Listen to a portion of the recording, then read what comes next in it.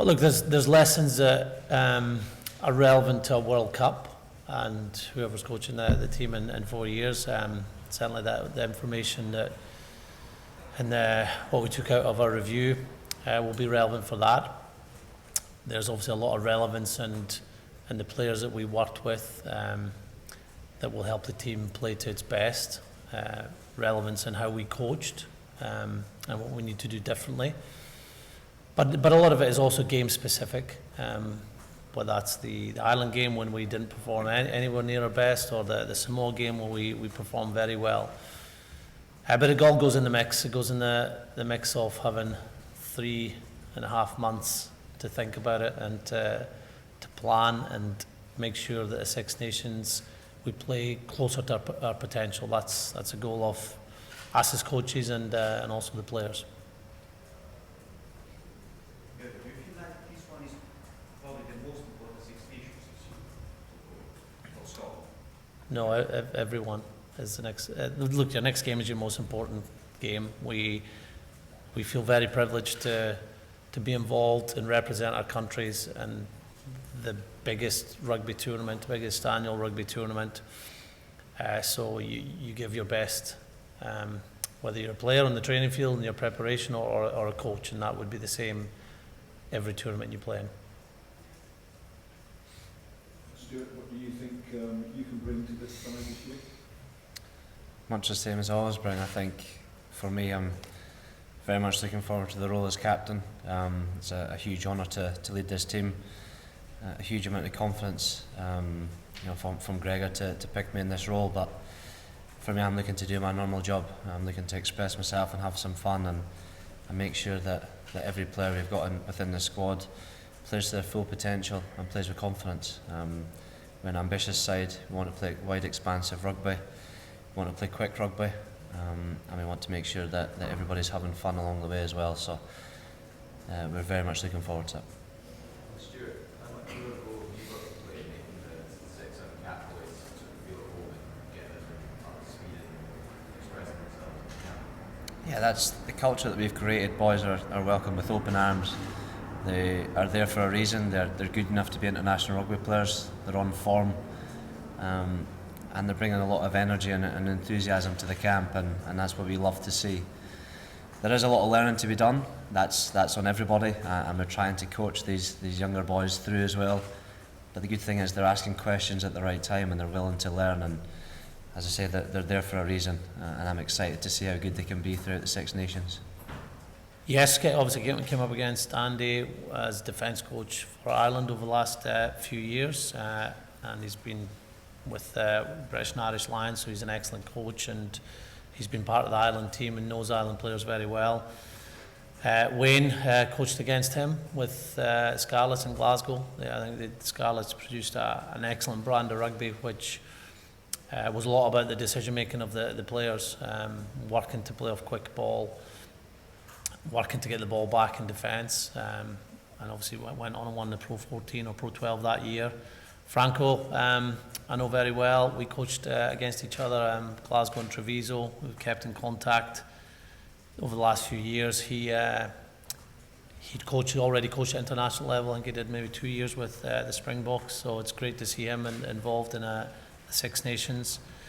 Fabian, I played against him. I don't think I've coached against him, but I was his half-back partner in his last ever game of rugby.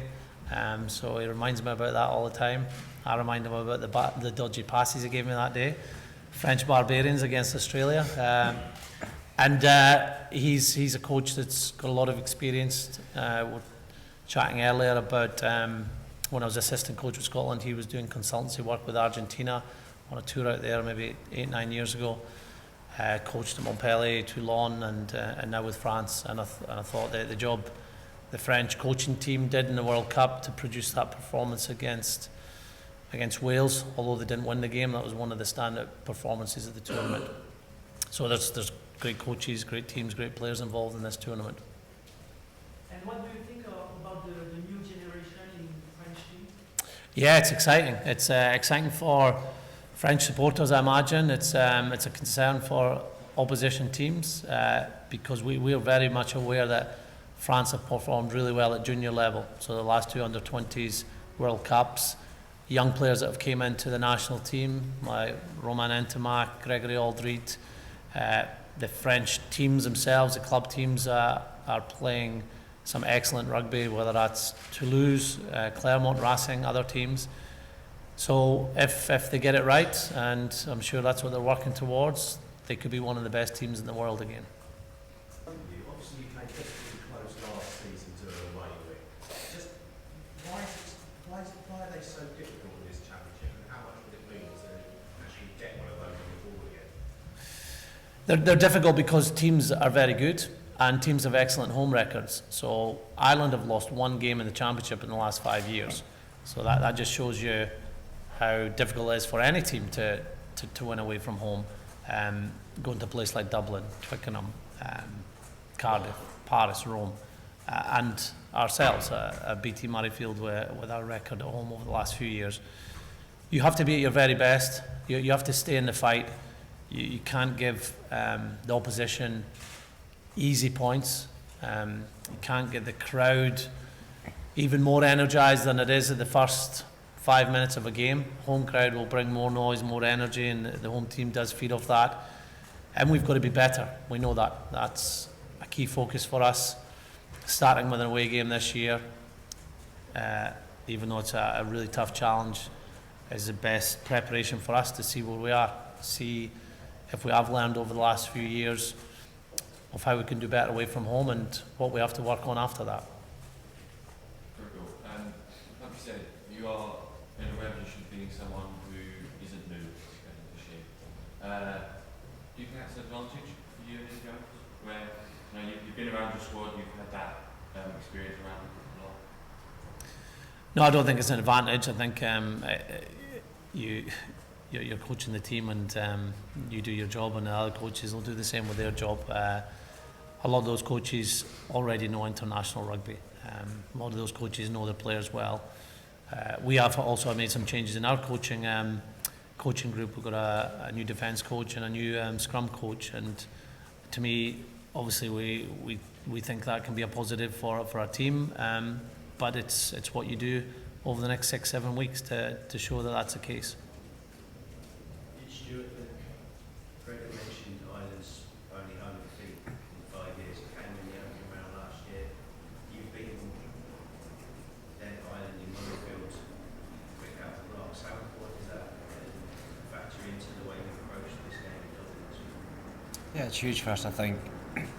For us to go across to Dublin and start the campaign in the best possible way, it's going to take a huge 80-minute performance. We've talked over the last couple of days of learning from our mistakes and not beating ourselves, so we need to be clinical in our attack, make sure we make the most of every opportunity we're given. We might get 3 or 4, we might get 7 or 8, we have to make the most of every single one.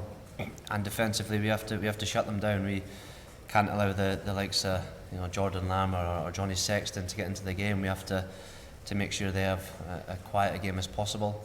But I think it's a perfect opportunity to concentrate on ourselves, make sure that we get our attack spot on, make sure we front up in defence, and enjoy the challenge. For us, there's no better feeling than winning a Scotland jersey, and we're going to be doing absolutely everything to make sure that we prepare in the best possible way, and come a week on Saturday in Dublin, we're ready to fire into them.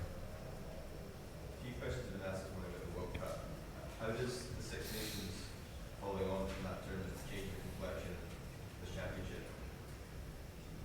I think the thing for us is, as we've touched on, is not making the same mistakes and having the ability to react well. I think you look at the France game at the start of the World Cup preparations, we didn't perform well in the first game. We had a huge reaction the week after. First game against Ireland in the World Cup, we didn't perform to anywhere near our standards, but we backed it up with a Scottish performance a week after. We scored 34 points, we got a bonus point victory, but the main thing for us, we conceded nothing. So it's a reaction on the back of tough defeats that we're looking for. But again, we can't look back too much now. We've got to look forward. We're very much in control of what happens in the future. And if we get our preparation right, we give ourselves every opportunity of winning. And to take on Ireland first up across there, huge challenge for us, but one we're very much looking forward to.